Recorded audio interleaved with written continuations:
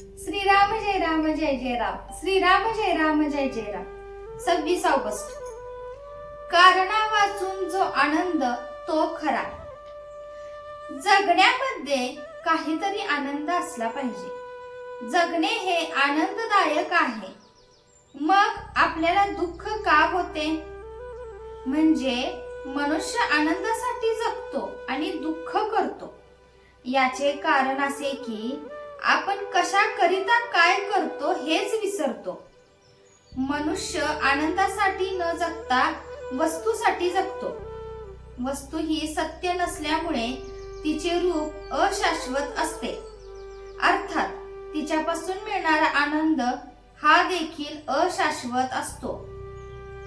मी आनंदात राहावे असे प्रत्येकाला वाटते. म्हणजेच भगवंताकडे जावे असे वाटते. कारण भगवंत आनंद स्वरूपच आहे. आपल्याला अशी एक सवय लागली आहे की काहीतरी कारणाशिवाय आपण आनंद भोगूच शकत नाही. प्रत्यक्ष कारण सापडत नसेल तर आपण आपल्या कल्पनेचे राज्य उत्पन्न करतो आणि त्यापासून आनंद भोगतो. आनंद मिळवण्यासाठीच प्रत्येक मनुष्याची खटपट आहे. पण कारणावर अवलंबून असणाऱ्या आनंदाची वाट दुःखामधून आहे आणि त्या आनंदासाठी मनुष्य दुःखदायक प्रपंचाची कास धरतो. म्हणून कोणतेही कारण नसलेला आनंद भोगण्याची आपण सवय लावून घ्यावी. कारणावर अवलंबून असणारा आनंद हा अर्थात अशाश्वत असणार, म्हणून तो खरा आनंद नाही. कारणाशिवाय आनंद मिळवण्यासाठी अगदी स्वस्थ बसायला शिकावे. हे काहीही न करणे ही फारच उच्च अवस्था आहे. काहीतरी करण्यापेक्षा ती फारच कठीण आहे. भगवंताशी अगदी अनन्य होणे, आपले कर्तेपण पूर्ण मारणे ही ती अवस्था आहे. आनंद पाहिजे असेल तर तुम्ही आनंदातच राहा. कशाही परिस्थितीत आनंद राहावा.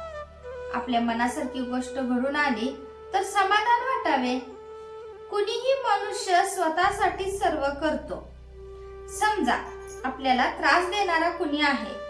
आपल्याला त्रास दिला तर त्याला बरे वाटते. म्हणजे आपल्याला दुःख दिले तर त्याला आनंद होतो. म्हणून तो नुसता स्वतःसाठीच माझ्याशी तसा वागतो. हे जसे खरे तसेच त्याने दिलेला त्रास मी का घ्यावा? त्याने काही केले तरी आपला आनंद का बिघडू द्यावा असे आपण वागावे.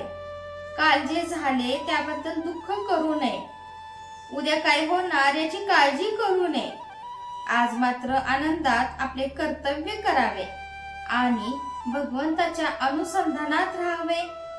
यातच सर्व आले. जय जय रघुवीर समर्थ. आजचे बोधवाक्य. भगवंताची प्राप्ती व्हावी असे वाटणे हे जन्माचे सार्थक आहे.